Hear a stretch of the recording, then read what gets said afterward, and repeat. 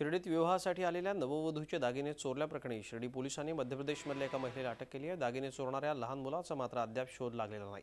सातारा आणि बेंगलोर इथल्या सारडा आणि झवर परिवारानं साईंच्या दरबारात मुलामुलीचं लग्न व्हावं या उद्देशानं शिर्डीतील साई निवास मेधा धर्मशाळा भाड्यानं घेतली। मात्र लग्नाच्या आदल्या दिवशीच मुलीचे सोन्याचे आणि हिऱ्याचे दागिने चोरीला गेले होते।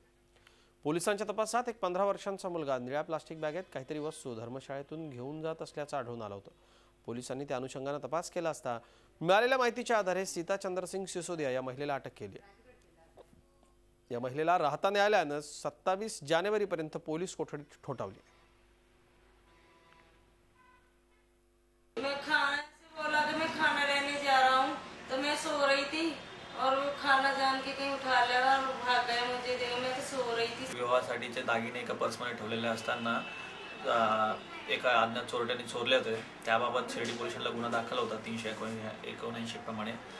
तर त्यामध्ये आपण आता त्या सीसीटीव्ही फुटेजच्या आधारे आणि आपल्या गोपनीय माहितीच्या आधारे एक ज्युनियल बालक आणि एक महिला नामे सीता चंद्रसिंग सिसोदिया हे मध्य प्रदेश येथील महिला अटक केलेली आहे आणि त्यातून तपास चालू आहे।